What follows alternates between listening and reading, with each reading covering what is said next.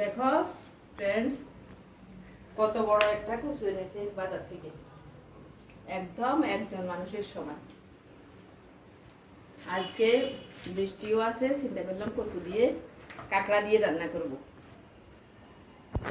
দেখো এখানে নিয়েছি কাঁকড়াও কালকে বাজার থেকে এনেছে। কাঁকড়া দিয়ে আজকে কচু দিয়ে হবে, একটু নারকেল বাটা দেবো সাথে, খাওয়াটা মোটামুটি ভালোই হবে। কচুর আজকে ডোকাগুলো রান্না করবো না, ওটা কালকে রান্না করব। দেখো একদম দুধের মতো দপদপে সাদা।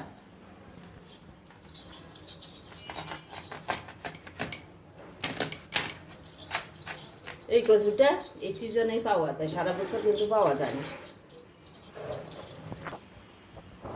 সবকিছু আমি কেটে কুটে এখন রেডি করে নেব। কচু কাঁকড়া সব কেটে নিব।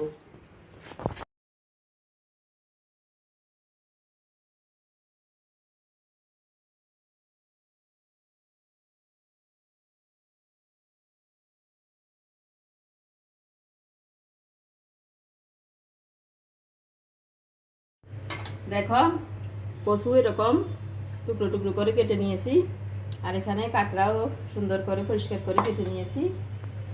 এবার আমি কাঁকড়াগুলো প্রথমে ভেজে নিব। এই কাঁকড়া দিয়ে এই সময় এরকম জল কচু দিয়ে রান্না করলে কি বলবো আর। তেল গরম হয়ে গেছে, তেলের মধ্যে দিয়ে দিচ্ছি পেঁয়াজ। আজকে পেঁয়াজ সোমবার দিয়ে এই কচুটা রান্না করব। অনেকে কিন্তু মেথি সোমবার দিয়ে রান্না করে, আমার মনে হয় যে পেঁয়াজটা দিলে তরকারিটা একটু বেশি ভালো হয়।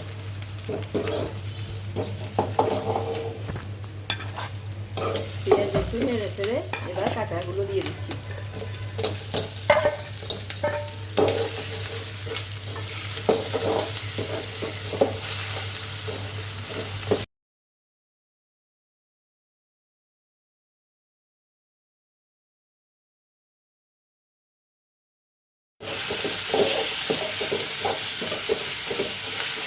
কাঁকড়া ভাজা হয়ে গেছে, এবার আমি কচুগুলো দিয়ে দিচ্ছি।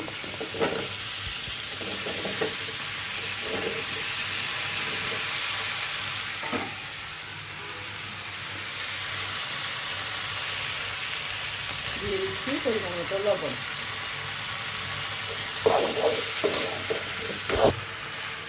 লবণ দিয়ে নেড়েছি, এখন রেখে দিলাম। দেখো এখানে নারকেল বেটে নিয়েছি একদম মিহি করে। দেখো নারকেলের মধ্যে আজকে কত বড় একটা, অনেকে বলে পুকরা, আমরা বলি ঠুসা, কত বড় ঠুসা হয়েছে। ছোটবেলায় ভাই বোনে মিলে এই ঠুসা নিয়ে কত কাড়াকাড়ি করতাম, আর এখন এই বয়সে এসে এগুলা খেতে ইচ্ছে করে না। আজকে আবার এখানে দেখো লোটে মাছের ঝাল করেছি, আর এখানে একটু পাটের শাক ভাজি করে নিয়েছি। এগুলো দিয়ে আজকে দুপুরে খাওয়া হবে।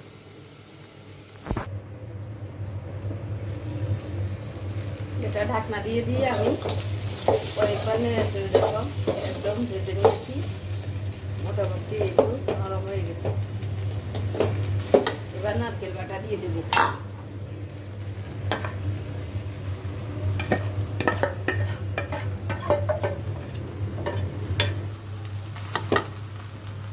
দিয়ে দিচ্ছি একটু হলুদ, তাহলে নারকেলটা সুন্দর রং হয়ে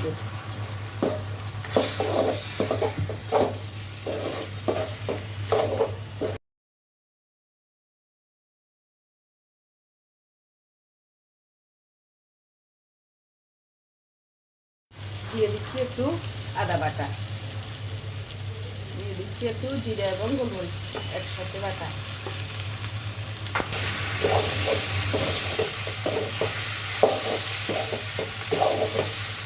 সত্যি একটা ভিডিওটা আপনি দেখা যায়, দেখো ছিল কালার রান, এখন হয়ে গেছে লাল। কত কিছু যে সৃষ্টিকর্তা সৃষ্টি করেছে, তার দিকটা বুঝে বড়ই লাল। ভাজা হয়ে গেছে, এবার আমি জল দিয়ে দিচ্ছি। এখানে একটু নারকেলের জল ছিল, সেটাও দিয়ে দিচ্ছি, তাহলে তরকারিটা মিষ্টি মিষ্টি হবে, খেতে ভালো লাগবে।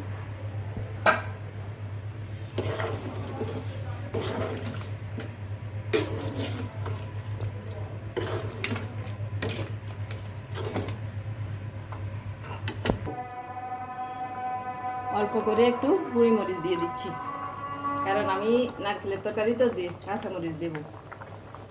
নারকেলের তরকারি কাঁচামরিচে ভালো স্বাদ হয়।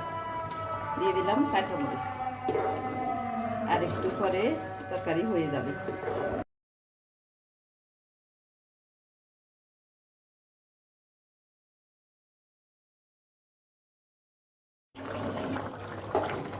তরকারি হয়ে গেছে, এবার নামিয়ে নেব।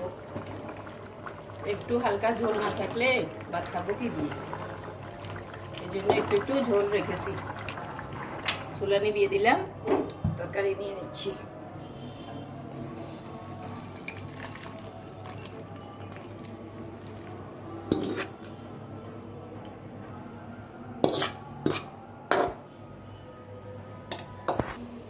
তাহলে বন্ধুরা আজকে এ পর্যন্তই। ভাত তরকারি সব হয়ে গেছে, এবার আমরা খেতে যাব। আবার দেখা হবে তোমাদের সাথে অন্য কোনো দিন অন্য কোনো ভিডিও নিয়ে। ভালো থাকো, সুস্থ থাকো।